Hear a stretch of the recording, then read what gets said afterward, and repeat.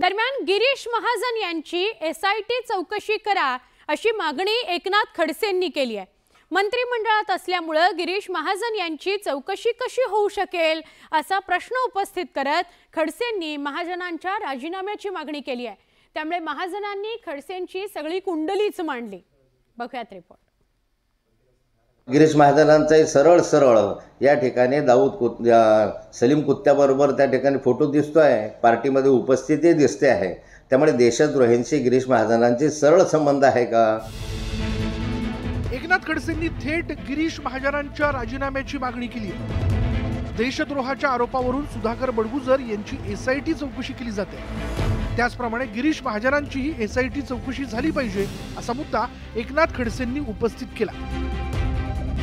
सलीम कुत्ता प्रकरणात शिवसेना ठाकरे गटावर भाजपकडून निशाणा साधला जात असतानाच खडसेंनी गिरीश महाजनांवर तोफ डागली आहे। त्या एसआयटी मध्ये गिरीश महाजन आणि त्या संदर्भामध्ये जे कोणी असतील त्यांची चौकशी झाली पाहिजे। मग गिरीश महाजनांचा सरळ सरळ या ठिकाणी सलीम कुत्त्याबरोबर त्या ठिकाणी फोटो दिसतोय, पार्टीमध्ये उपस्थिती दिसते आहे। त्यामुळे देशद्रोहींशी गिरीश महाजनांचे सरळ संबंध आहे का?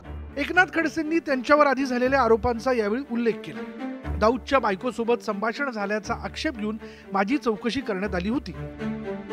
आता फोटोमध्ये गिरीश महाजनांचे सलीम कुत्ताशी संबंध दिसत आहेत। त्यामुळे देशद्रोह्यांशी गिरीश महाजन यांचे संबंध आहेत का असा प्रश्न खडसे यांनी उपस्थित केला।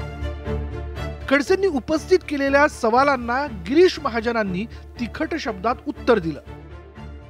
सर्वप्रथम गोष्ट अशी की खडसेंचा राजीनामा काही दाऊदचा आरोप झाला म्हणून घेतला गेलेला नाहीये। त्यांनी ज्या चोऱ्या केल्या, त्यांनी जे पराक्रम केले पार्टीत राहून, आर्थिक घोटाळे केले, त्यामुळे त्यांना पार्टीने हाकलून दिलेलं होतं, पक्षातून काढून टाकलेलं होतं। उगाच काहीतरी मला दाऊदमुळे काढलं असं समजण्याचं कारण नाही। भाजपच्या भूमिकेप्रमाणे गिरीश महाजन ही वॉशिंग मशीन मधून स्वच्छ होऊन बाहेर येतील की काय अशी उपरोधिक टीकाही एकनाथ खडसेंनी केली। तर जुन्या फोटोंवरून आरोप करणारे एकनाथ खडसे मानसिक तणावात असल्याचा टोला गिरीश महाजनांनी लगावला। एकंदरीतच सलीम कुत्तावरून दोन्ही नेत्यांमध्ये सुरू झालेले राजकीय स्फोट आता काही थांबणार नसल्याचं स्पष्ट झालंय। Bureau report, news 18 Lokmat.